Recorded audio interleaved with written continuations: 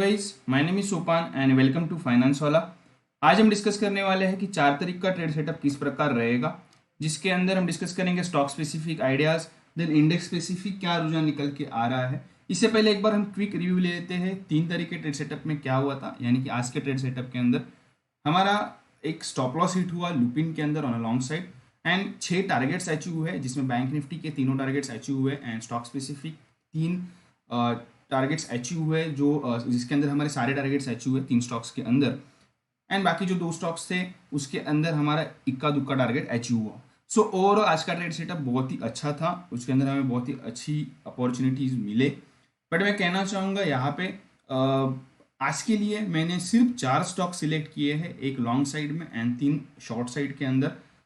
Again ये भी market driven stocks है, सो आपको इसके ऊपर नज़र रखना चाहिए।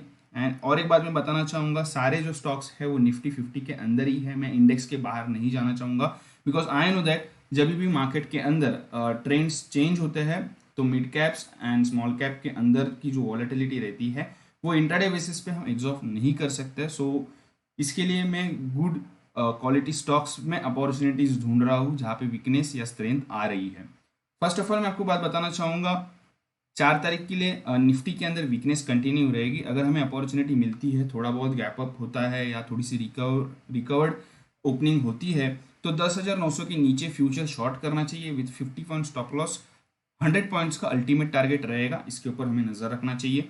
बाइंग साइड के अंदर मुझे लगता है 11,000 के ऊपर फ्रेश बाय करना चाहिए निफ्टी के अंदर, वहां पे भी लगभग बन सकती है 70 से 80 पॉइंट की तेजी। But again guys, long side जो है वो रिस्क ट्रेड है। फ्रॉम लास्ट 3 डेज में कंटिन्यू बेसिस पे कह रहा हूँ कि ये लॉन्ग साइड वाले ट्रेड्स जो रहेंगे वो रिस्क ट्रेड रहेंगे। अगेन मैं यहाँ पे बताना चाहूँगा, अगर हम ईएमए बेसिस पे देखें तो निफ्टी ने आफ्टर लॉन्ग टाइम, मतलब ये तो इंट्राडे बेसिस पे इसने कवर कर लिया। अगर हम यहाँ पे देखें तो ये जो क्लोजिंग आई थी वो आई थी 14 मई को, उसके बाद एक क्रैक आया था। सो अगर आप यहाँ पे देख रहे हो तो अर्ली बेसिस पे वीकनेस कंफर्मेशन हो चुका है जो यहाँ पे हुआ था, यानी कि 30 जुलाई को भी हुआ था।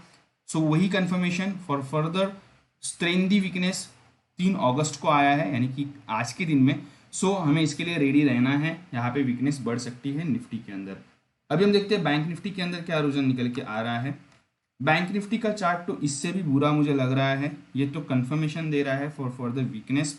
हालांकि आज की जो क्लोजिंग है वो मुझे कॉन्फिडेंस दिला रही है। मैंने पहले भी कहा था अगर 21,500 के नीचे की क्लोजिंग आती है तो हमें फ्रेश मंदी करनी चाहिए, अगर आपके पास तेज़ी है तो वो एग्जिट करनी है।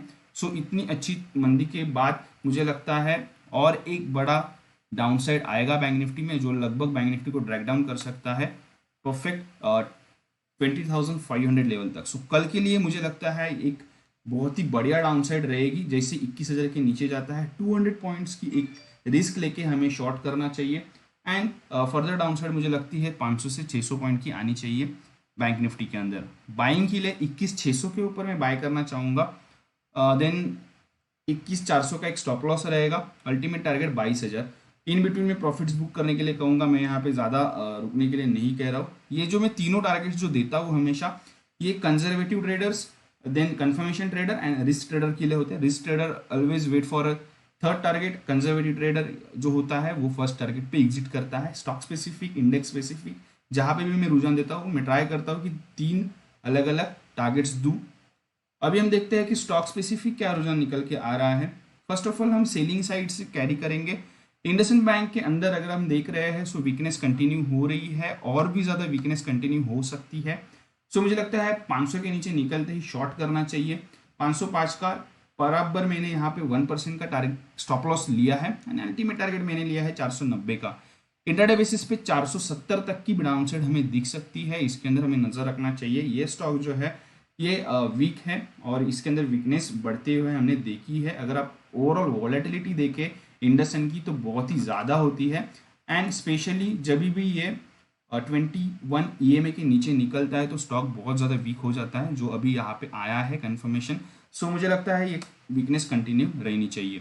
इवन प्राइस एक्शन बेसिस पे भी ये वीक हो सकता है, जैसे ही ये 496 की लेवल ब्रेक करेगा। ये हमें नज़र में रखना ज़रूरी है कल के दिन के लिए। और पोजिशनल बेसिस पे भी आप शॉर्ट कैरी कर सकते हैं, बट ये स्टॉक जो है इसके अंदर आपको 520 का स्टॉप लॉस रखना ज़रूरी है, बिकॉज ये मेरा 7 EMA है। जैसे ही 7 EMA के ऊपर निकलेगा सो वहाँ से मंदी खत्म हो जाएगी।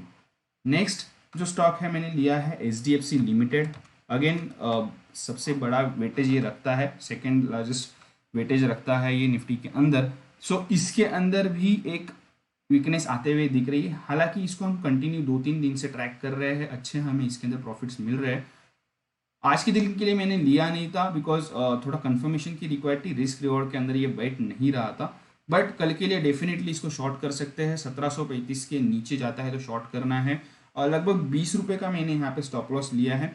एंड अल्टीमेट टारगेट मुझे लगता है 1690 या कह सकते हैं कि 1690 तक ये नीचे आ सकता है। Again in between profits book करना है तो आप कर सकते हैं आपके कंफर्टेबिलिटी के अनुसार। अगेन ADX के अंदर कंफर्मेशन आ चुका है। प्राइस एक्शन में भी ये वीक है, सपोर्ट ब्रेकडाउन होके ये नीचे की क्लोजिंग दिखा चुका है। देन मेरे मूविंग एवरेजेस भी क्रॉस ओवर एंड बहुत ही अच्छा कॉन्फिडेंट यहाँ पे सेल ऑफ आते हुए नजर आ रहा है। ओवरऑल मार्केट का जो सेटअप है वो भी वीक है, सो ये उसको सपोर्ट करेगा। Last stock on bearish side is UltraTech cement. हालांकि अल्ट्राटेक सीमेंट का जो चार्ट है वो अभी तक थोड़ा कंफर्टेबल है। जैसे हमने रिलायंस जो रिस्क लेके शॉर्ट किया था वैसे ही अल्ट्राटेक सीमेंट को भी आपको थोड़ा सा रिस्क लेके शॉर्ट करना चाहिए, ऐसा मुझे लगता है। 4020 के नीचे इसको शॉर्ट करना चाहिए एंड अपर साइड रेजिस्टेंस 1% का रहेगा, जो जहाँ पे मुझे लगता है स्टॉप लॉस रखना ज़रूरी है। 4060 का एक स्टॉप लॉस रखना ज़रूरी है। अल्टीमेट टारगेट मैंने लिया है 3950, इससे भी नीचे ये स्टॉक जा सकता है, इसके ऊपर आपको नज़र रखनी ज़रूरी है। अभी हम देखते हैं लास्ट स्टॉक जो हमारा बाइंग साइड के अंदर है, उसके बाद हम डिस्कस करेंगे ओपन इंटरेस्ट बेसिस पे कौन से स्टॉक अच्छे लग रहे हैं।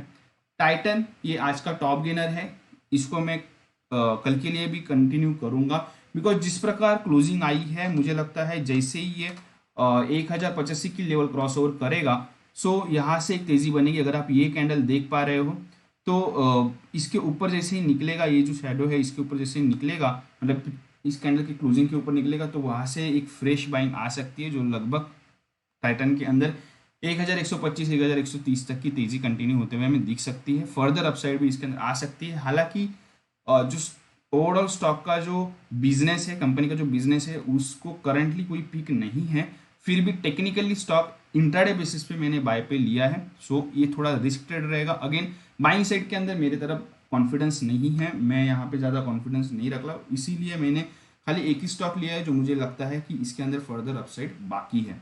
ओवरऑल मार्केट सेंटिमेंट्स निगेटिव है। अभी हम देखते हैं कि OI बेसिस पे कौन से स्टॉक अच्छे लग रहे हैं। टाटा मोटर्स 21% का ओपन इंटरेस्ट बढ़ा है, स्टॉक का भाव बढ़ा है 7%, सो ये पॉजिटिव है और इसको मैं खुद होल्ड करता हूँ, ये मैं डिस्क्लेमर देना चाहूँगा। एंड इसके अंदर तेजी और कंटिन्यू हो सकती है, 135 तक के टारगेट इसके अंदर आ सकते हैं, ये मैंने पहले भी डिस्कस किया है। मुथूट फिनांस इसके अंदर 9% का ओपन इंटरेस्ट बढ़ा है, स्टॉक का भाव 1% बढ़ा है। ओवरऑल चार्ट पे लगता है कि इसके अंदर और ज़्यादा कंटिन्यूटी रहेगी तेजी के अंदर। नेक्स्ट जो स्टॉक है जो निगेटिव है बंधन बैंक, इसके अंदर प्रमोटर्स ने स्टेक सेल किए हैं, लगभग 20% स्टेक सेलिंग का एक मैंने न्यूज़ देखा था। I am not sure about that, but अगर ये है तो ये स्टॉक को और ज़्यादा नीचे जाना ज़रूरी है। जिस प्रकार ओपन इंटरेस्ट चेंज हुआ है guys, so after long time मैंने ऐसा कुछ होते हुए देखा है। बंधन बैंक 147% ओपन इंटरेस्ट चेंज हुआ है, देन 10% स्टॉक लगभग गिरा है। Next stock is Ujjivan, 20% open interest बढ़ा है एंड स्टॉक का भाव गिरा है 4%। तो ये दो स्टॉक है। अगेन सरप्राइजिंगली फाइनेंशियल सेक्टर वाले स्टॉक है जो वीक होते हुए नजर आ रहे हैं। सो गाइज ओवरऑल ये ट्रेड सेटअप था एंड मुझे लगता है मार्केट के अंदर ये वीकनेस है, ये कंटिन्यू रहेगी, so be careful for that. Thank you very much, have a nice trading session ahead, good day.